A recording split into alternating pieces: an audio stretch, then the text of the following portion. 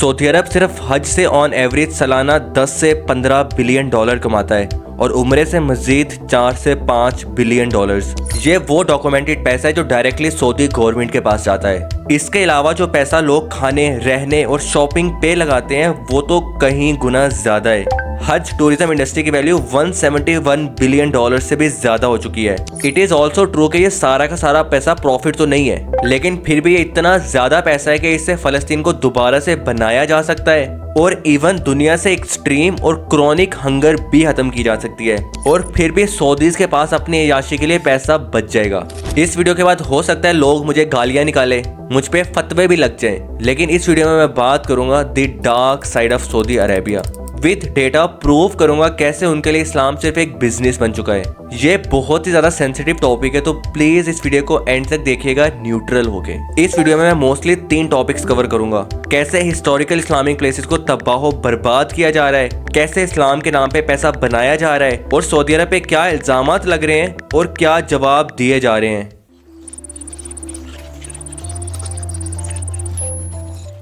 98% से ज़्यादा तारीखी और इस्लामी जगहों को जो मुझ जैसी नाचीज़ के लिए भी बहुत अहमियत की हामिल हैं उनको डिस्ट्रॉय कर दिया गया है। यहाँ तक कि मदीने में आप सल्लल्लाहु अलैहि वसल्लम के मज़ार और मक्का में इनकी जाए पैदाइश वाली जगह को भी खतरात का सामना है। सऊदी अरब ने पिछले चंद सालों में इतनी जगहों को तोड़ा है कि इसके ऊपर एक अलग वीडियो बनाई जा सकती है। मैं सिर्फ कुछ जगहों की बात कर लेता हूँ। हजरत खदीजा रज़ियल्लाहु ताला अन्हा के घर को तोड़कर वहाँ पब्लिक टॉयलेट्स बना दिए गए। पहले खलीफा हजरत अबू बकर रज़ियल्लाहु ताला अन्हा के घर को तोड़कर हिल्टन होटल बना दिया गया। आप सल्लल्लाहु अलैहि वसल्लम के अंकल हजरत हमजा रज़ियल्लाहु ताला अन्हा के घर को भी तोड़कर मैकन होटल बना दिया गया। ओहद का पहाड़ जहाँ पहले शगाफ था, वही जंगे ओहद वाला पहाड़ जहाँ सल्लल्लाहु अलैहि वसल्लम को जख्मी होने के बाद ले जाया गया था, उसे कंक्रीट से भर दिया गया है और वहाँ तख्ती लगा दी गई है जिसपे लिखा है कि ये पहाड़ भी दूसरे पहाड़ों की तरह एक आम पहाड़ है। 6 छोटी मसाजिद जहाँ आप सल्लल्लाहु अलैहि वसल्लम ने नमाज पढ़ी उनको बंद कर दिया गया है। हजरत अबू बकर रज़ियल्लाहु ताला अन्हु की जानिब से बनाई गई मस्जिद को भी खत्म करके वहाँ ATM मशीन लगा दी गई। इसके अलावा सऊदी अरब ने आप सल्लल्लाहु अलैहि वसल्लम की कब्र की जगह भी चेंज करने की हिंट दी है।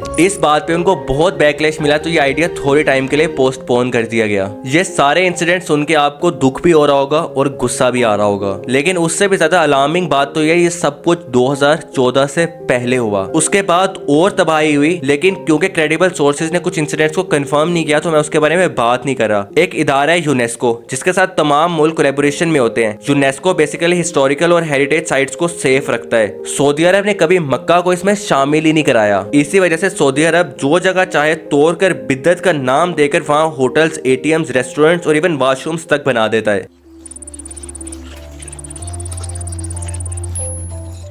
लेकिन सऊदी अरब ये सब कर क्यों रहा है? सिर्फ पैसे के लिए। और कैसे कर रहा है मैं आपको बताता हूँ। इस साल 18 लाख से ज्यादा लोग हज पर गए और उम्रे के लिए 2 करोड़ 68 लाख से भी ज्यादा लोग गए। पिछले साल तक 27 मिलियन लोग बाहर से आए जिन्होंने 26.67 बिलियन डॉलर से ज्यादा खर्च किया। ये वो पैसा है जो गवर्नमेंट के पास सीधा सीधा चले जाता है। इसमें प्राइवेटली खाना खाना और शॉपिंग करना इंक्लूडेड नहीं है। खैर मुद्दे पर आते हैं। 2023 के एंड तक सऊदी अरब में 2,80,000 होटल रूम्स थे और इसमें मजीद 2.5 लाख कमरे बनाए जा रहे हैं। इसका मतलब है मजीद इस्लामिक प्लेसेस को तबाह बर्बाद किया जाएगा और उसके ऊपर होटल्स बना दिए जाएंगे। हज और उम्रे को मजीद कमर्शलाइज किया जाएगा। एक वक्त था जब कोई अनजान देखता तो उसको खाना काबा मेन जगह लगती थी, लेकिन अब खाना काबा छोटा सा लगता है और पास में होटल्स और क्लॉक टावर भरा। हज के लिए टोटल कॉस्ट $3,000 से $10,000 के बीच आती है और इसी हज की कॉस्ट जानबूझकर ज्यादा रखी गई है ताकि ज्यादा प्रॉफिट हो सके। According to many travel agencies हज आराम से 2 या 3 लाख में हो जाता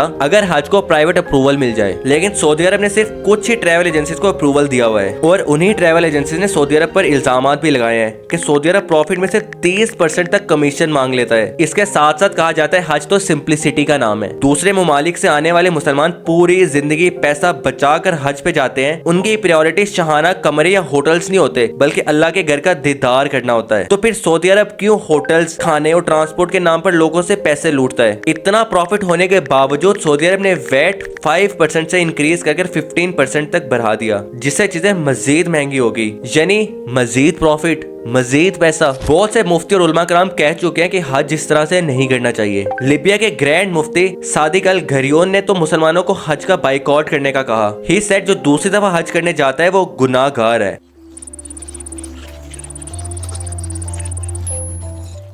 अब सऊदी अरब पे काफी ज्यादा इल्जामात लगते हैं। सबसे पहले बात करते हैं वहां जाने वाले लोगों की मौत। 2024 में 1300 लोगों ने अपनी जान खो दी और 10,000 से भी ज्यादा हीट रिलेटेड बीमारियों के केसेस सामने आए। किस वजह से? सऊदी अरब की बुरी मैनेजमेंट की वजह से। हो सकता है कुछ लोगों को ये नंबर बहुत छोटा लग रहा हो, लेकिन रेफरेंस पॉइंट के लिए पाकिस्तान में दहशतगर्दी बहुत ज्यादा है, लेकिन हर साल पाकिस्तान में हज से कम लोग शहीद होते हैं। इसीलिए सऊदी अरब पर इल्जामात लगते हैं कि होटल्स बनाने के लिए तो पैसे हैं, लोगों की जान बचाने के लिए पैसे नहीं। इसी तरह दूसरा इल्जाम लगता है सऊदी अरब नकली और मिक्स हुआ जमजम पानी तक बेचता है। जहर आलूदा जमजम पानी मक्का से यूके में बेचा गया। इसके अलावा काफी साइंटिस्ट कहते हैं हमें दिखाओ जमजम पानी कहां से आता है, और सऊदी अरब आगे से इजाजत ही नहीं देता। ये भी इल्जाम लगता है कि मुसलमानों से कमाया गया पैसा सऊदी अरब मुसलमानों के खिलाफ ही लगाता है। इसी तरह बहुत से इल्जाम लगते हैं सऊदी गवर्नमेंट पे, लेकिन वो इसका जवाब देना तक गवारा नहीं समझती।